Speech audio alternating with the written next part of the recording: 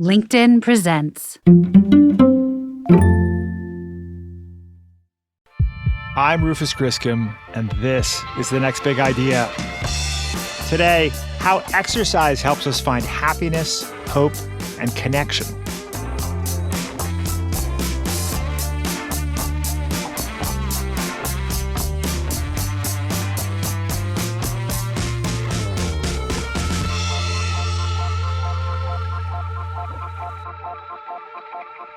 Here's something I've found interesting about my journey hosting this show.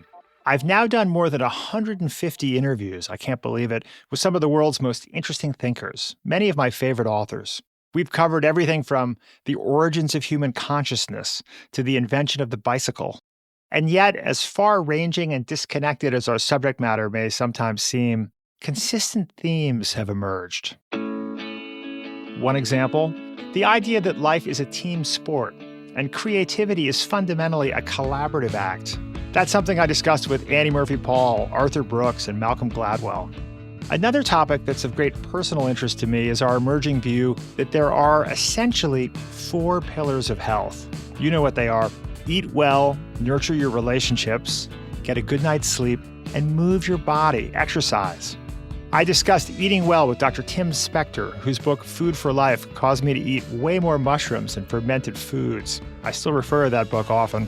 The value of relationships and community has come up countless times with guests like Lydia Denworth and Surgeon General Vivek Murthy. But exercise, that's one topic that has eluded us. It's not as if there's a shortage of books on the subject. Stroll through the fitness section of your local bookstore, and you'll find dozens of titles that claim to hold the secret to next-level abs and prison yard biceps. Flipping through these books, I've wondered, where are the books rooted in science? The books that try to explain, using psychology and neuroscience, what happens when we run around, play sports, lift heavy things. Is it connected to our evolutionary past? And why is it so important to our bodies, brains, and overall well-being? Then I remembered a book that came across my desk several years ago, Kelly McGonigal's The Joy of Movement, How Exercise Helps Us Find Happiness, Hope, Connection, and Courage. It's an exuberant, well-researched deep dive into the physical and neurochemical benefits that await you if you learn to fall in love with exercise. This is what I find so powerful about Kelly's take.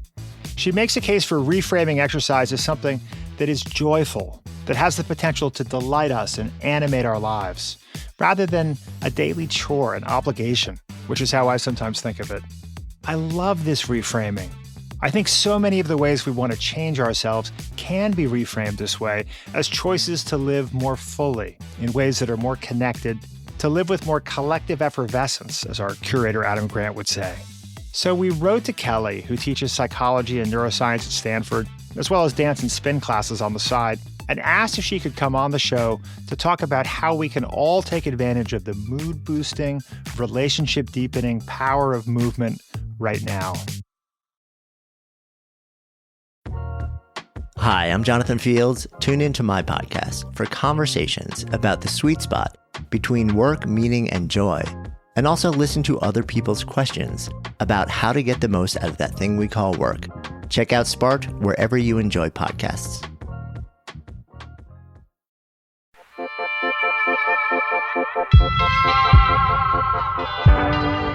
Kelly McGonigal, welcome to the Next Big Idea podcast. Thank you. I'm so excited to be here.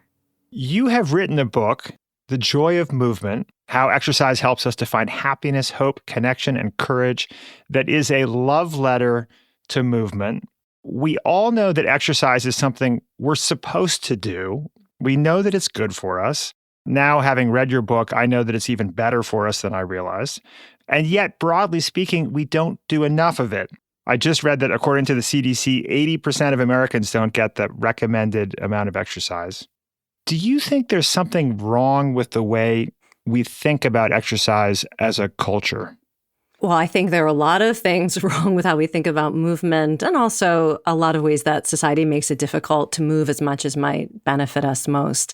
But I think that the mindset that most gets in the way of fully benefiting from movement is this idea that our bodies are, this thing that you drag around and you have to exercise it in order to make it look a certain way or prevent a disease in the future. But it's almost like a punishment for enjoying life. Like you ate something and now you have to burn it off. Whereas, movement is basically how you engage with life through your body. And I believe that movement is one of the most important things you can do to experience all of the instinctive joys that humans have that make life worth living. It's a really different mindset than, you ate something, so go burn it off.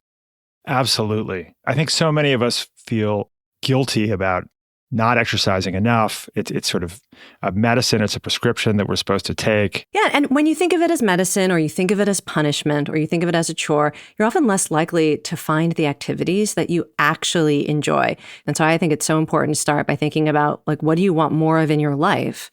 And what's the physical activity that's going to give you that experience?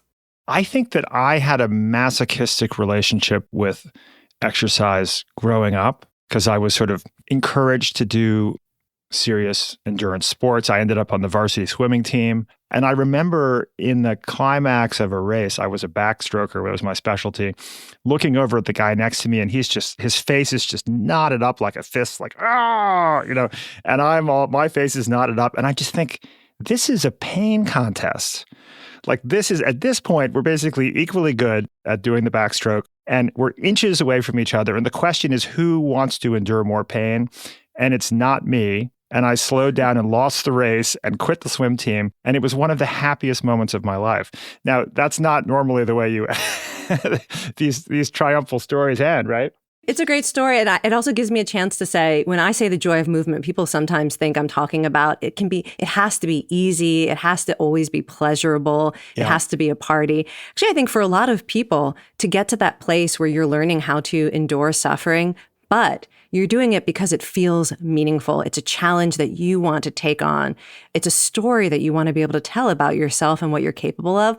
That's a totally different experience. That's a real joy that physical activity can give us. And you recognized in that moment that was not your experience. This was not the race for you. And paying attention to how we relate to different forms of movement or exercise, that's part of the path.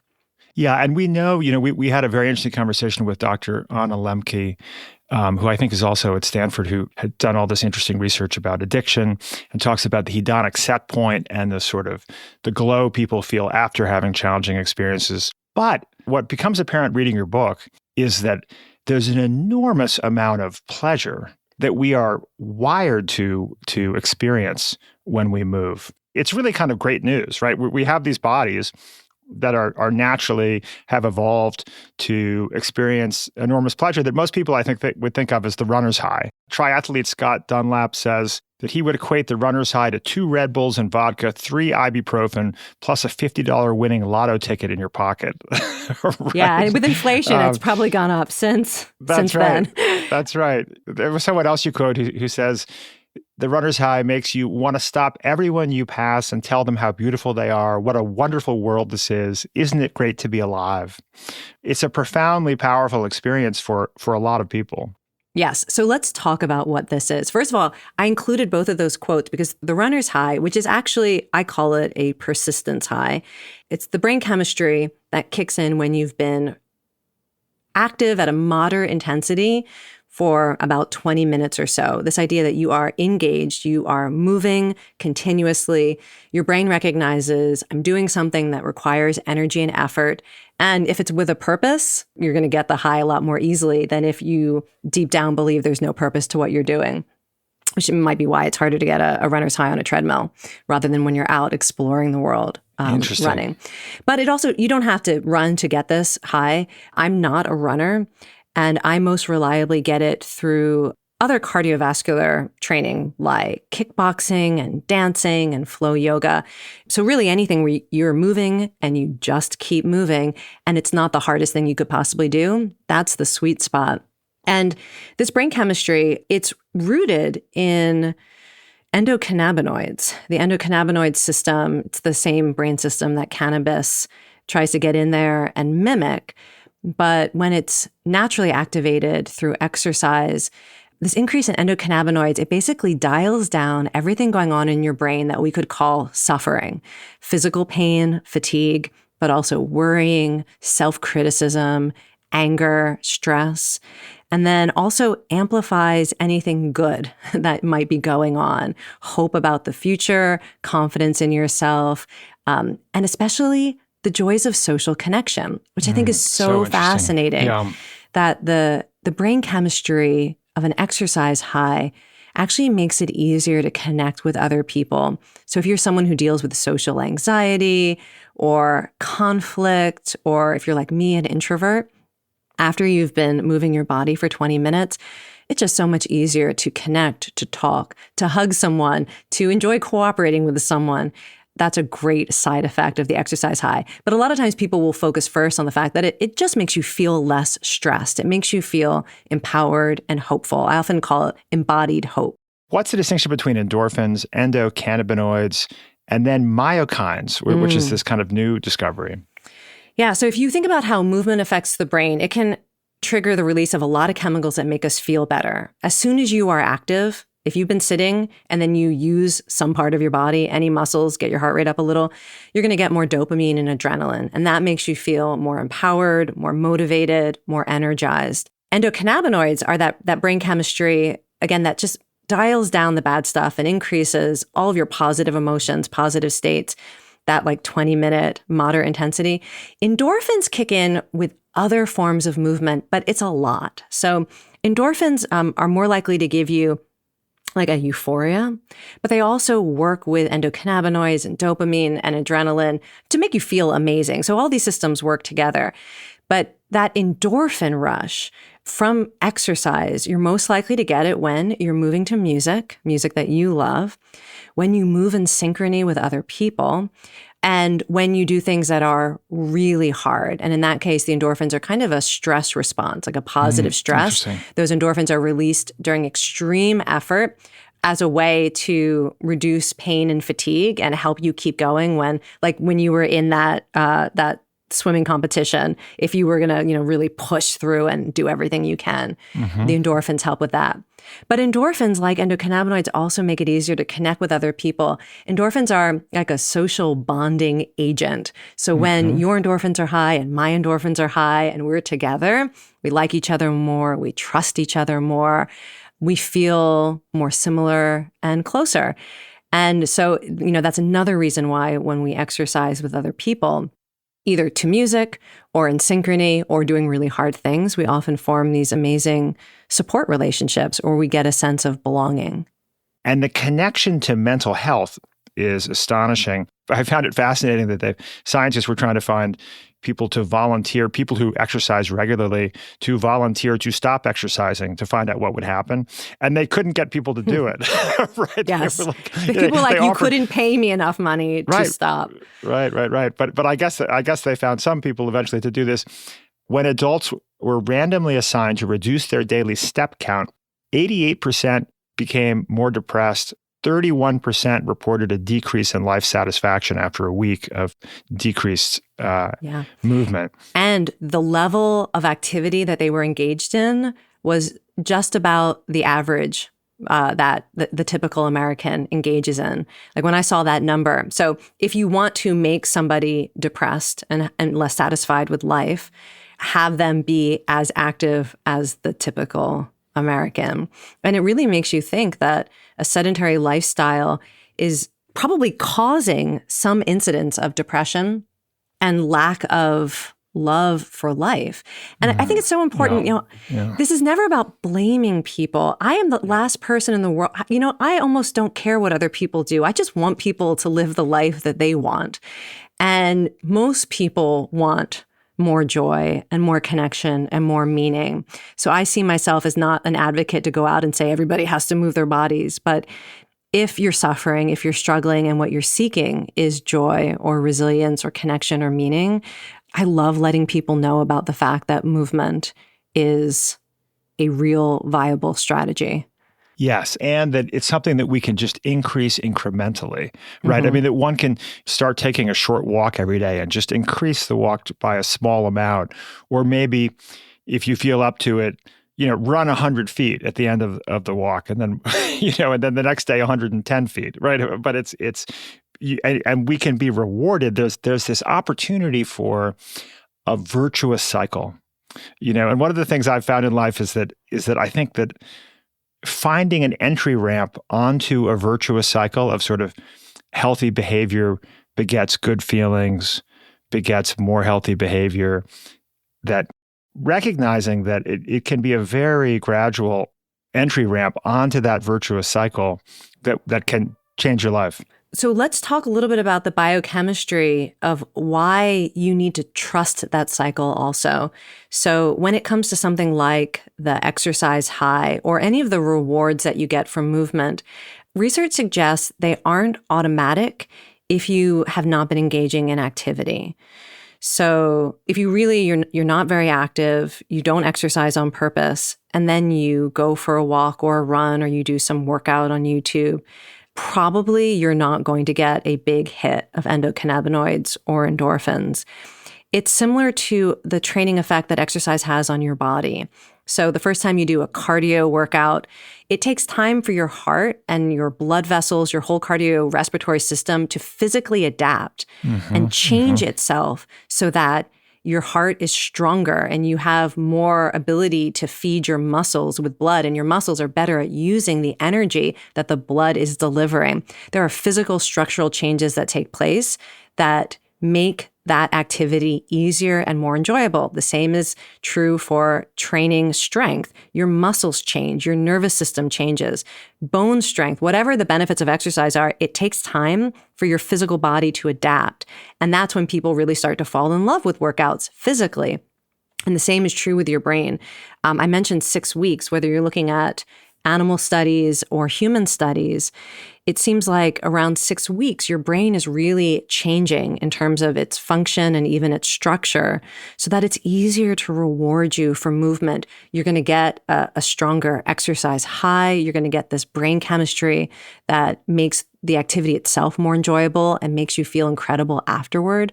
And it's a training effect just like any other physical challenge training effect. So you have to find ways to get through those first month to 6 weeks and not quit because you went for a walk and you didn't get an endorphin rush. You have to find a way to support yourself through that, like in any virtuous cycle that you're trying to build.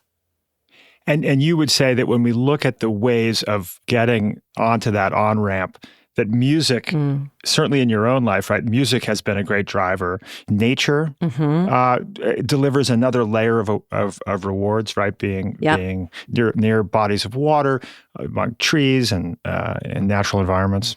Also competition sometimes or play. Music is particularly interesting because the way that the brain hears music is as an invitation to move. So the right playlist can make you run longer or lift heavier or give something your all and enjoy it more at the same time. And when we look at the different kinds of exercise that we can do, and you really emphasize in the book that there's so many different varieties of great movement experiences, different dosages, you would say, right? I mean, different degrees of extremity of engaging in these types of movement. Can we talk about the smallest dose? Yes. I don't even think I mentioned this in the book. I've been out there, talking about this for a while, and I've realized the feel better effect is this observation that as little as a couple of minutes of movement almost always makes people feel more positive and have more energy or feel more balanced in their energy. So if you're in a bad mood or you're tired or you're stressed out, I always say just put on a song because it's, a good radio edit is 3 minutes and that dose is sufficient.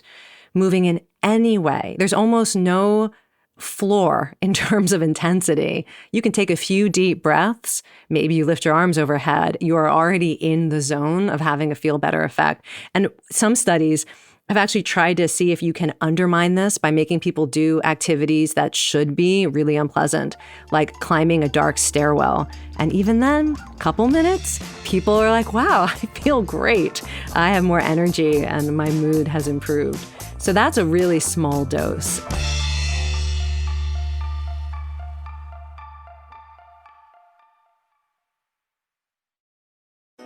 Hey, I'm Michael Kovnat, host of The Next Big Idea Daily. The show is a masterclass in better living from some of the smartest writers around. Every morning, Monday through Friday, we'll serve up a quick 10-minute lesson on how to strengthen your relationships, supercharge your creativity, boost your productivity, and more. Follow The Next Big Idea Daily wherever you get your podcasts. Hey folks, Rufus here. If you're a fan of our interviews with physicians, scientists, or entrepreneurs, then I have the perfect podcast recommendation for you, Raising Health. Previously called BioEats World, Raising Health comes from leading venture capital firm Andreessen Horowitz, A16Z. Each episode, Raising Health dives deep into the heart of healthcare, biotech, and AI with A16Z general partners. Along the way, they explore the real challenges and opportunities in health and biotech entrepreneurship. Not to mention, you'll hear raw insights and actionable advice from notable guests like Omada CEO and co-founder Sean Duffy, and AI expert and In-Sitro CEO Daphne Kohler. Don't miss out. Follow Raising Health wherever you get your podcasts.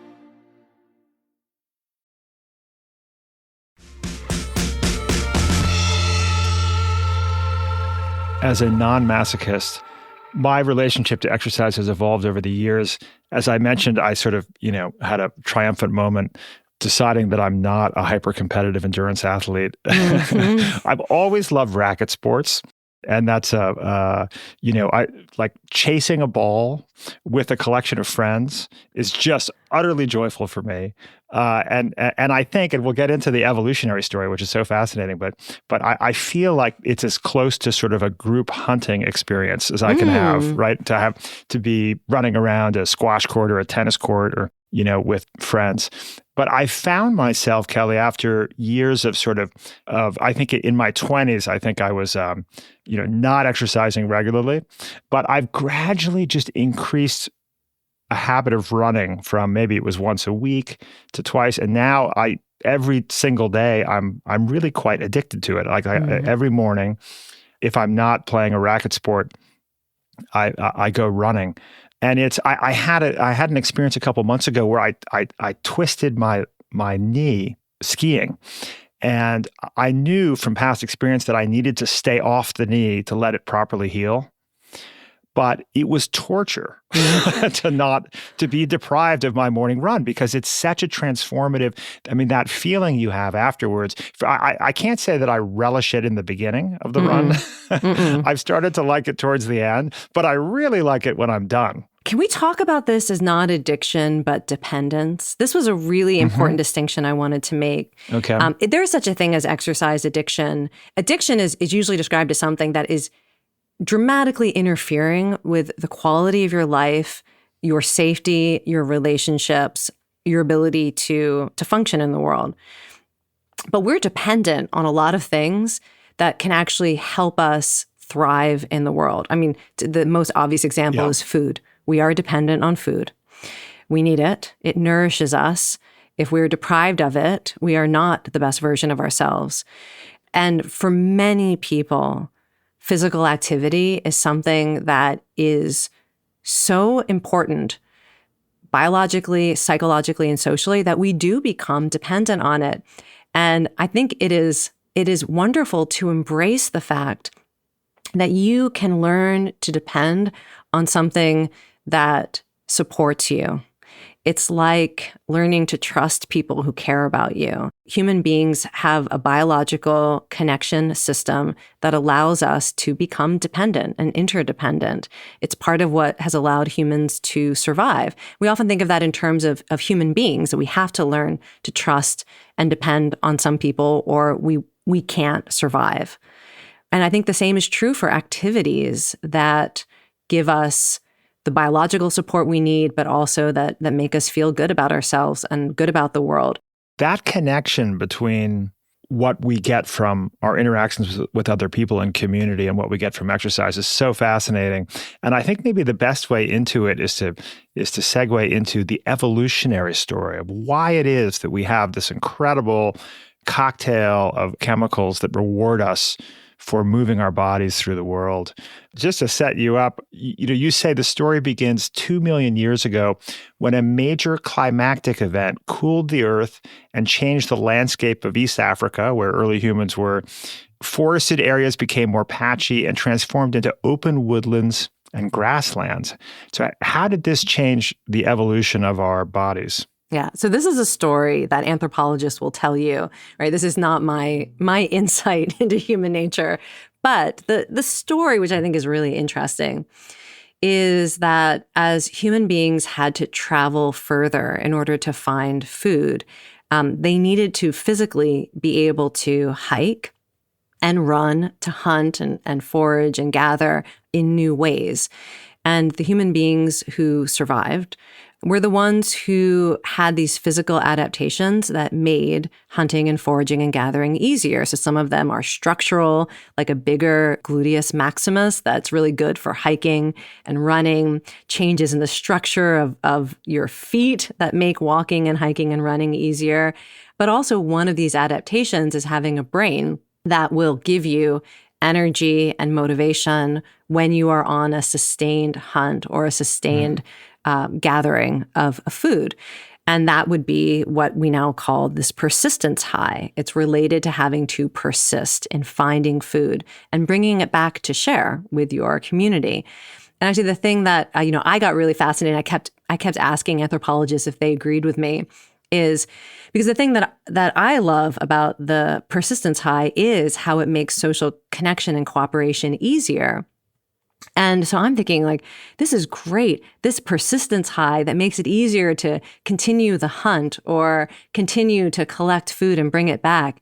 It's literally setting you up to want to share it with others, which is part of what allowed humans to survive. It's not everyone is on their own. If you can't kill something, you don't eat tonight, right? Human beings share.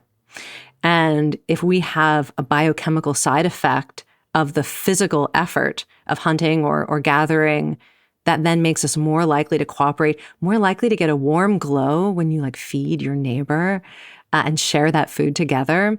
Right? That's a nice adaptation to have. And I think that's part of what we experience when we move with other people, is we're also tapping into the instinct to get a warm glow from interdependent living.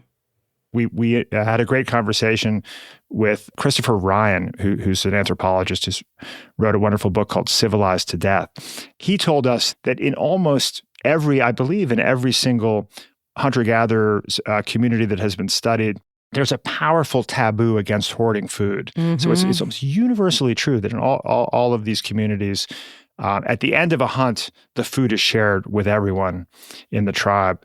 And we can imagine how this cocktail of collaborative and euphoric neurochemicals that were released at the end of a hunt would encourage that behavior. Yeah, and you can think about how many forms of recreational activity now that are really popular. It's because they tap into these two instincts together, which are meant to go together or evolved to go together. Like whether you look at something like recreational sports or something like CrossFit, where people are doing incredibly hard things, but together and cheering one another on. When you look at races where, people on the sidelines are cheering on the runners. Or like what I do, I teach dance classes and we're tackling some complicated choreography and doing it together and celebrating one another. I think the most popular forms of movement are really filling both of these needs for us. And it's a great way for people, again, who are looking for ways to re-engage with physical activity, to ask yourself, okay, what's my version of the going for the hunt or foraging and then sharing it afterwards? Like, what's my version of that where I get to do something kind of hard and physical with other people? And at the same time, part of that experience is collaborative or cooperative or allows us to connect and share with one another. One of the things I find so inspiring about your chapter on our evolution and the connection to movement is that we've evolved to become such extraordinary long-distance runners and walkers, as a highly mediocre runner, Kelly, one of the things that to me was very, very exciting about reading this section is realizing that much in the same way that humans, astonishingly, humans can outrun most other animals for long distance runs. Right? Many of us have heard this. Even for those of us who are not great runners or great swimmers or great whatever it is, we are uniquely adapted to moving to long distance walking and running, and we all have this sort of biological potential in us. And many people don't actually discover that until they try an activity that maybe they'd always thought wasn't for them. So I don't know that I'm actually born to run, but I know that when I hear music, it goes into my brain and body in a certain way that demands expression. And when I'm dancing, I literally feel like I was born for this. And I heard so many people tell me they had a similar experience when they tried a form of movement that was new to them. One woman, she lifted a kettlebell and learned how to swing a kettlebell. And she thought she hated exercise, but she was like, this is incredible. This sensation is powerful and pleasurable, and it makes me feel like I could take on the world. So I also think, in addition to the idea that human beings, yes, we all have this ability to move, to engage with life. That's part of our human inheritance, partly due to your personality, partly due to your nervous system and your body. There's going to be a form of movement. My prediction is that will make you feel like I was born for this, and to take that on as an exploration, as a challenge to find it, especially if you're somebody who had really negative experiences growing up. If I hadn't found dance, I don't know what I would have done, because I was that kid in gym class in PE who was literally pulled out of regular PE because I was so clumsy and so slow. I couldn't do the normal kid activities. Me and this one other kid were pulled out for remedial gym class. And I bet that there are lots of people listening to this who have had negative experiences either with sports or with exercise, where they've been shamed or their body just didn't feel like it worked the way it was supposed to. And that doesn't mean that there's not an activity out there. But for you, it might be, gardening and restoration work out in nature. Maybe you want to lift heavy things. Maybe you do want to throw things. Maybe you want to throw axes, which that's a satisfying activity that's gotten some play recently. That's right. And oddly combined with drinking beer, which is surprising. But so that's such an interesting part of your story, Kelly. So you would not have described yourself as an athlete as a child, but you discovered dancing and dance movement classes. Can you tell us about how you discovered it and what that path was like? Yeah, early on, it was through very simple means. My mom was somebody who was, it was the 80s. And so there was a big push to always be on a diet, always be trying to lose weight. And she would occasionally pick up these exercise VHS tapes at garage sales with the idea that she would start exercising at home. So she never did, but I did. I started with jazzercise tapes and other workouts that really were about enjoying music and moving in synchrony with other people. And I discovered that even though I literally could not catch a ball to save my life, it was really easy for me to follow along and to synchronize my body with the beat of music and with what other people were doing. I love to dance, Kelly, and I love to dance. Yes, I don't have to watch myself dance. Other people have to do that. But I love moving to music. I was just at the New Orleans Jazz Festival, dancing in the streets. It gives me so much joy. I could imagine just waking up in the morning and just dancing for 40 minutes or something. But I think this may not reflect well on me, but I think when I'm in a dance class environment where there are 25 people doing exactly what the instructor is doing, I think it triggers a little bit of my issues with authority. I completely understand. I know a lot of people like that resistance. I feel the same way in other exercise formats too. It's like when I do a really hard workout, I like to do it at home using like an on-demand video because I don't want people observing me. Like I want it to feel really autonomous. I'm doing this because I'm choosing to do it. But also you're giving me an opportunity to talk about something that is like a core thread of all of my work, which is that human beings, we are a set of conflicting instincts and impulses. And, my goal in life is to help people who want to emphasize one instinct over the other, like, say, compassion over hostility or hope over despair, is to find a way to choose that and strengthen it and train it, but to never expect that there's going to be a version of you that doesn't carry the competing impulse. You could totally go into a dance class and know, I'm bringing that resistance along with me. That's okay. It can be here. It doesn't have to actually destroy the experience. I think a lot of things we do in life, it's like with my anxiety. I've given up hope that there's going to be a version of my life where I do everything that challenges me and I've managed to get rid of the anxiety instinct. No, courage comes along with fear. It's okay. They all get to come along for the ride. Well, and I think some people, I think for me, exercise became a way of releasing anxiety and feeling good by myself while learning. So I have a ritual of I listen to podcasts and audiobooks while I run in the morning, which is partly for my job. I sort of do a lot of reading. So it's an important piece of that. But it also became a kind of lovely kind of quiet space for me, exercising in the morning. When I was living a life with several young children and building companies with dozens of people, I was sort of overstimulated socially, and exercise became a sort of refuge for me that was very solitary and beautiful in that way. Now, post-COVID, we work remotely, and I think I would be more open after reading your book. I kind of think, you know what, I think I will try a group run or a group, dance class or whatever it is, because there is something very powerful about that overlap of community and exercise, but there are so many flavors of movement. Yeah, and for you, it might be, you said racquetball, right? Yes, or racket sports, squash, tennis, ping pong. Although I'm not sure I'm getting my heart rate quite as high with the ping pong. Just sing along while you do ping pong, and that's because singing is actually a great cardiovascular workout. Yes, can we do like karaoke ping pong? Is there a market for that? Oh my gosh, yes, yes. Two things. It's like peanut butter and chocolate. That's a brilliant idea. I love that.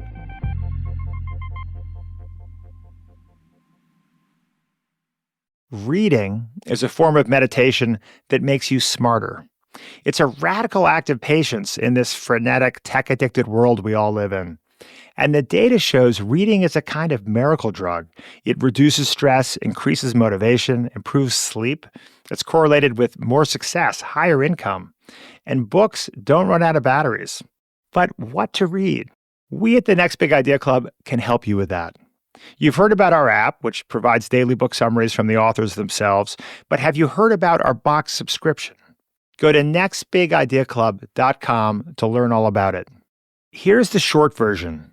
Sign up for a Next Big Idea Club hardcover box subscription, and you will get 4 boxes per year, each containing 2 books, that's 8 books per year, and not just any books, the best books of the season, according to our 4 legendary curators, Malcolm Gladwell, Susan Cain, Daniel Pink, and Adam Grant.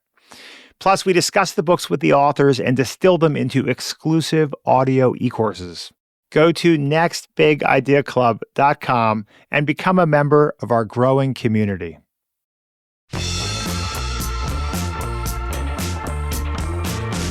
What do you think about the way that we compartmentalize movement in our lives today? I mean, I sometimes think it's kind of funny that we pay a fair amount of money for a gym membership. We go to the gym, and then we pay other people to lift our luggage in the airport. I mean, it seems like there are benefits to not just moving our bodies for 45 minutes a day in the morning, but doing so throughout the day, maybe getting walking and other forms of movement into our just daily rituals. Yeah, there are obvious benefits to that because it's a way of engaging with life. So if you're able to walk somewhere to do something you were going to do anyway, it makes sense. If you're able to do the things you need to do to take care of your home or take care of your family or to enjoy activities that you otherwise would do that are part of your life, it does enhance our sense of just that ideal fit between who you are and the world around you in that moment. To have the physical ability to engage with life in that way, it's not always possible. But I also think that, I'm not somebody who thinks I don't have a huge problem with making physical activity something special also, because so many of us need something to look forward to. I mean, if you were to ask me, oh, should I just turn on a song every hour and dance around my house? Sure, but there's something really special about having something to look forward to, a place where you show up and people know you, a moment in your day where you can give everything you've got, or you can be a different version of yourself. So I think that there are obvious physical and psychological benefits of being active throughout the day. And also, I think it's great that a lot of people treat movement, not so much compartmentalizing it, but as something special, because we all need things to look forward to. We need structure in our lives, and movement can be a way to do that. I've made it a practice now, living in New York City for 25 years. I walk a lot. And I've just made it a practice to always wear running shoes, or most of the time, if I'm not going to a wedding or something.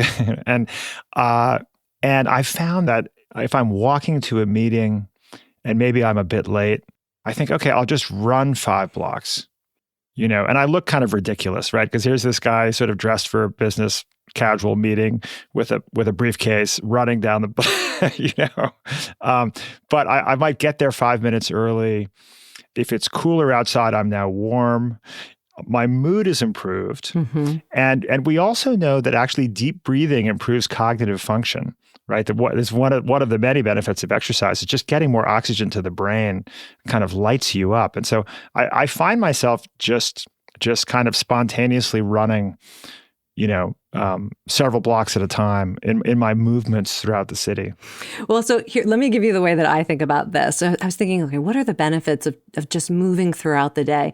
And we had said we were going to get back to myokines. Yes, so I think great. this is a good time to think about myokines. Excellent, yes.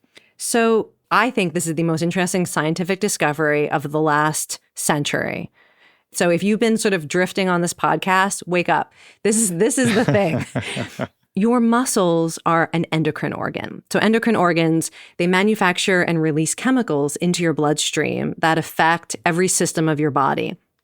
Things like digestion and metabolism and bone health and cardiovascular function and your immune system. And we now know that your muscles, they do more than just move you around. They are producing all of these chemicals that they can release into your bloodstream to affect every system of your body.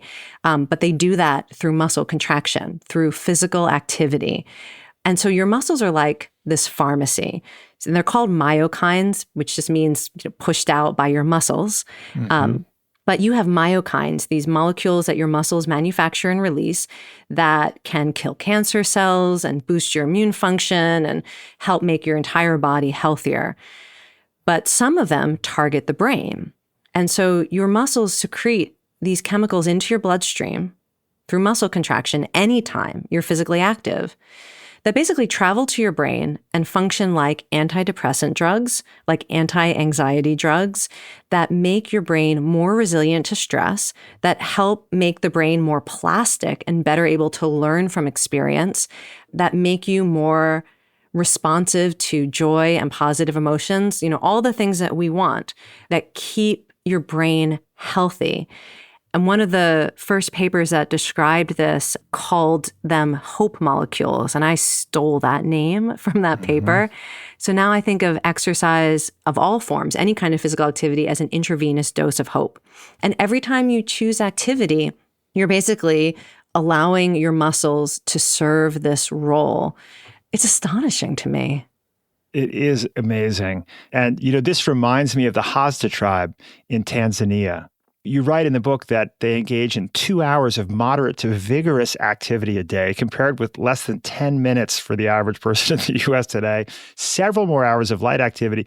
But as you say, physical activity increases with age, whereas in the U.S., activity levels peak at the age of 6. I'm sorry. Right? I mean, It's so it's sad just, to think that you might have peaked at age 6. right. Exactly right.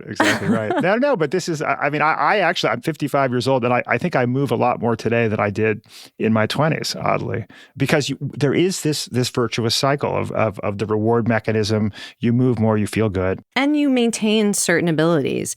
And it changes over time, too. I mean, so I work with older adults. People's abilities are changing all the time: injuries, illnesses, surgeries, life experiences.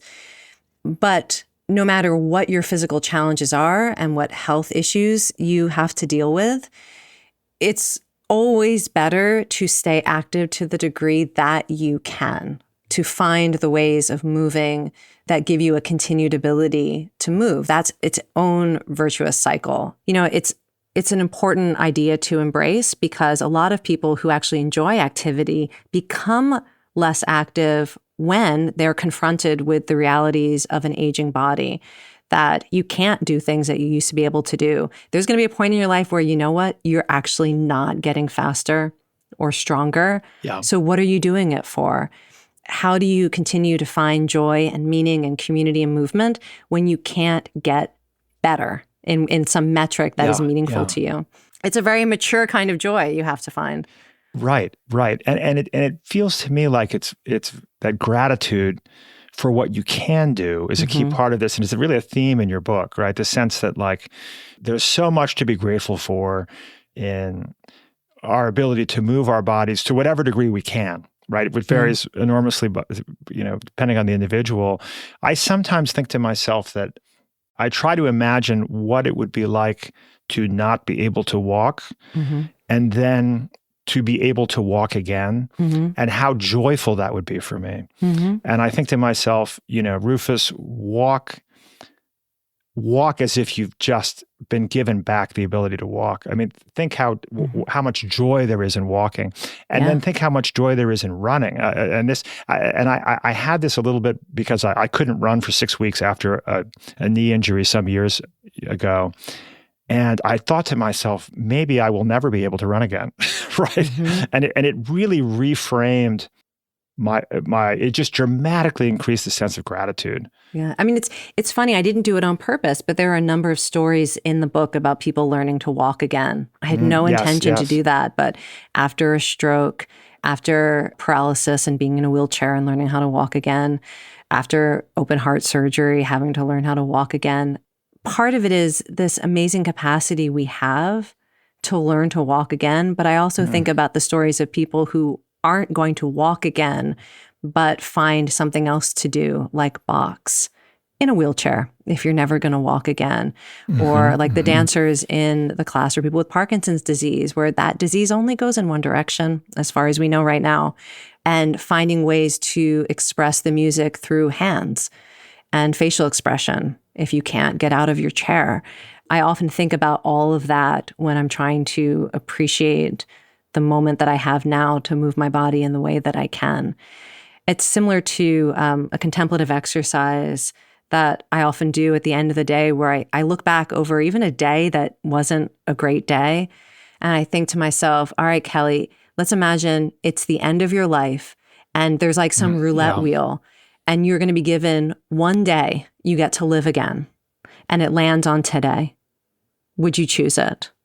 Would it be worth going through again? Would you be so excited to be able to do what you did today and see the people you saw and live life again? And the answer is, I mean, I've had some bad days, but the answer is usually yes. And I feel that way about movement too. Even when I'm tired, or even when something is hard, there's a part of me that is also thinking, I'm so glad that I can do this in this moment. Well, Kelly, last question for you. We had your twin sister, Jane, on the show. Yes. Talking about how we can get better at predicting the future, which is very useful. And for the benefit of listeners, both you and your sister, Jane, earned PhDs, became leaders in your respective fields, Jane in game design and thinking about the future, and you in health psychology. The two of you are really a remarkable pair. So as a parent of 3 boys, I'm very curious to know more about the environment in which you grew up. And I asked this same question to your sister. And so I'm going to ask you, what do you think were the ingredients? What did your parents do right?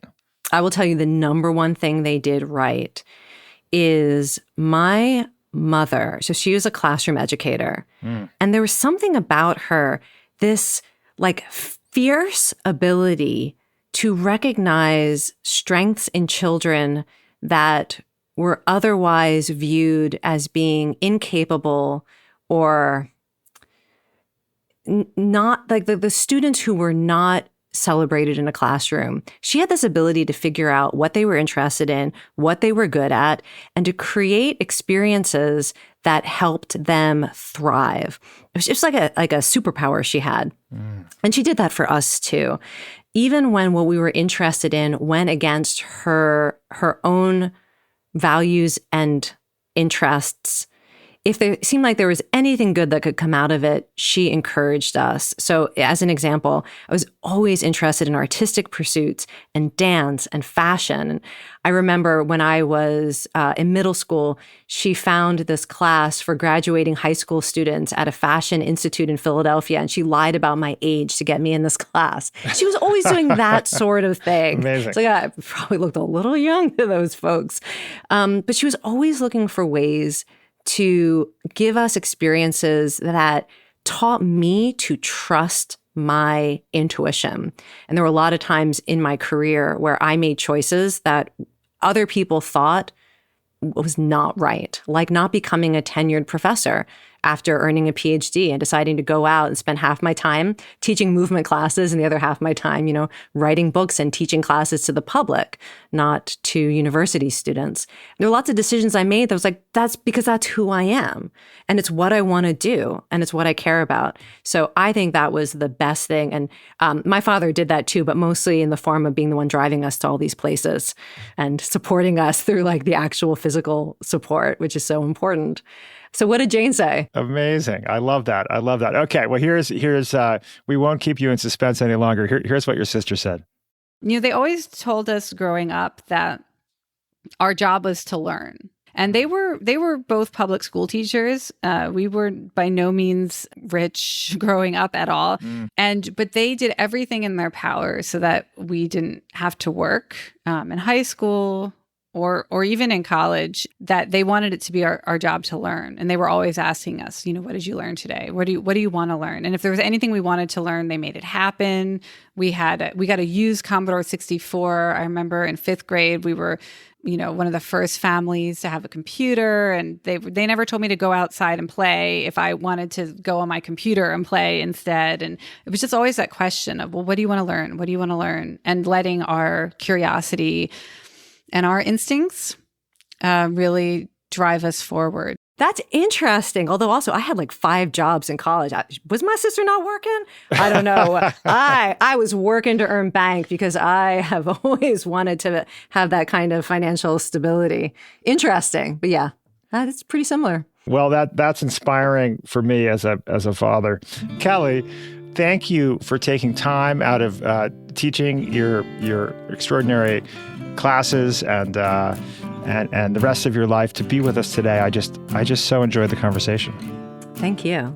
And I want to hear about your dance class that you go to. Yes, I'll circle back. I want video evidence.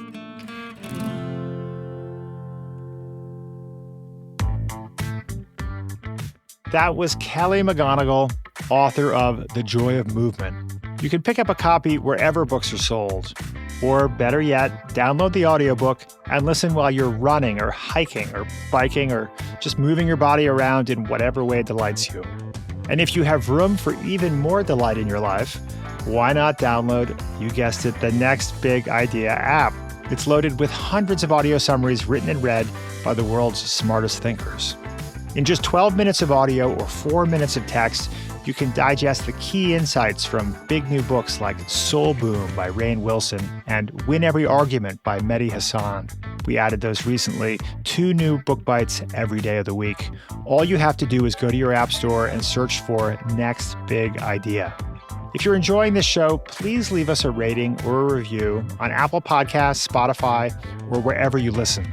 Jay Karuch left us one recently. They said this show keeps them informed and relevant. Happy to help, Jay. Today's episode was produced by Caleb Bissinger, sound designed by Mike Toda. We love dancing with the team at LinkedIn. I'm Rufus Griscom. See you next week.